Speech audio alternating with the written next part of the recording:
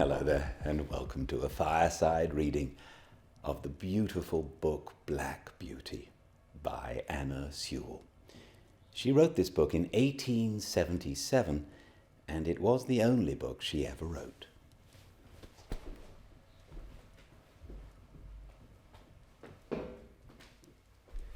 She wrote it because she loved horses.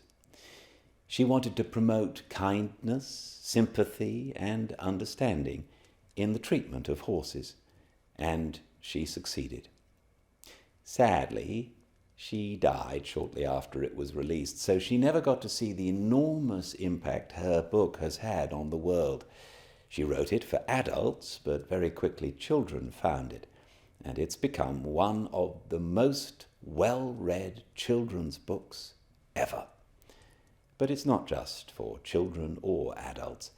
It's for everyone and anyone who loves horses and animals.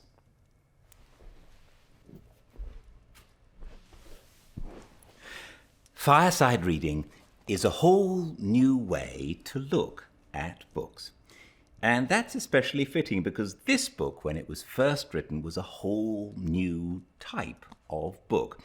It's an autobiography narrated from the perspective of its main character, who happens to be a horse. Black Beauty. That's why the name of the book is, in full, Black Beauty, an autobiography of a horse.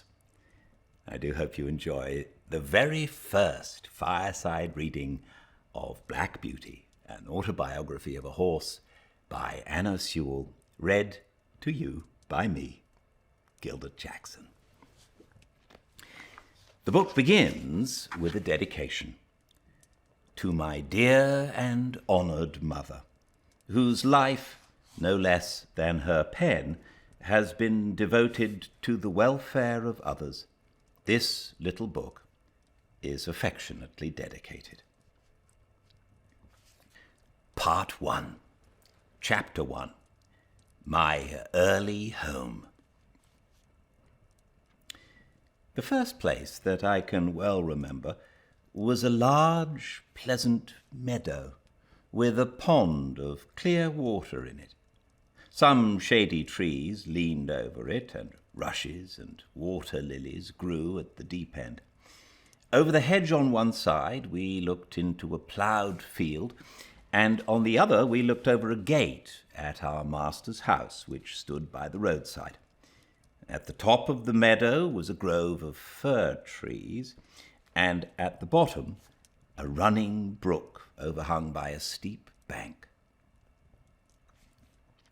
While I was young, I lived upon my mother's milk, as I could not eat grass.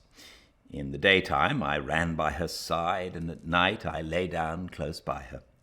When it was hot, we used to stand by the pond in the shade of the trees, and when it was cold, we had a nice warm shed near the grove.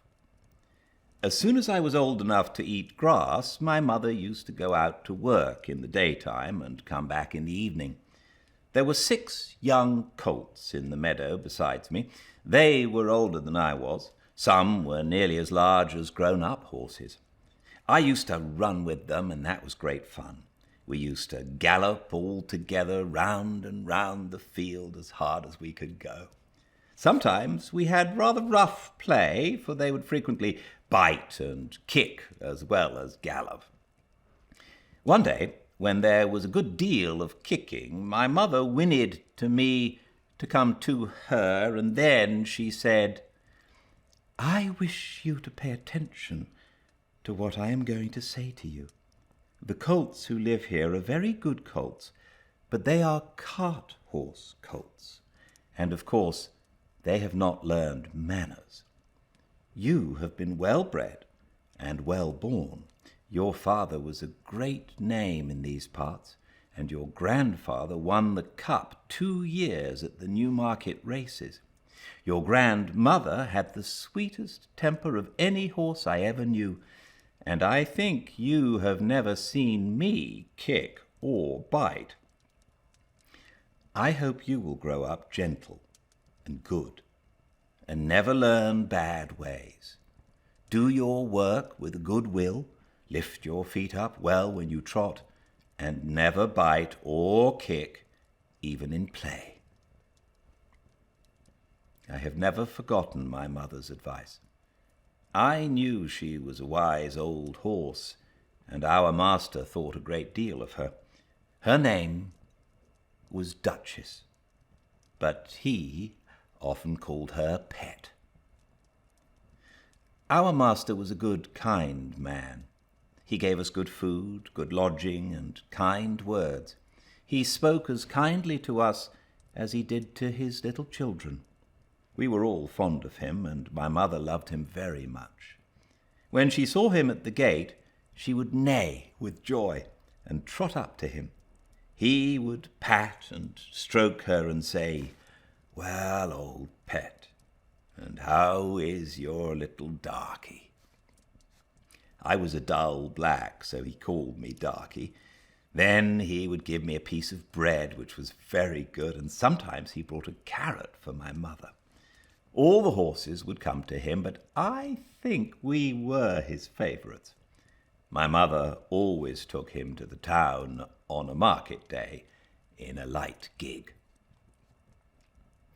There was a ploughboy, Dick, who sometimes came into our field to pluck blackberries from the hedge. When he'd eaten all he wanted, he would have what he called fun with the colts, throwing stones and sticks at them to make them gallop. We did not much mind him, for we could gallop off, but sometimes a stone would hit and hurt us.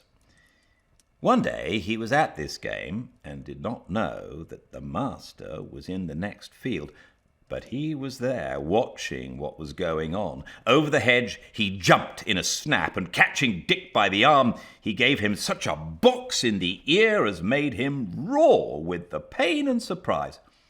As soon as we saw the master, we trotted up nearer to see what went on. "Bad boy," he said, "bad boy to chase the colts. This is not the first time nor the second, but it shall be the last. There, take your money and go home. I shall not want you on my farm again." So we never saw Dick any more. Old Daniel, the man who looked after the horses, was just as gentle as our master. So we were well off.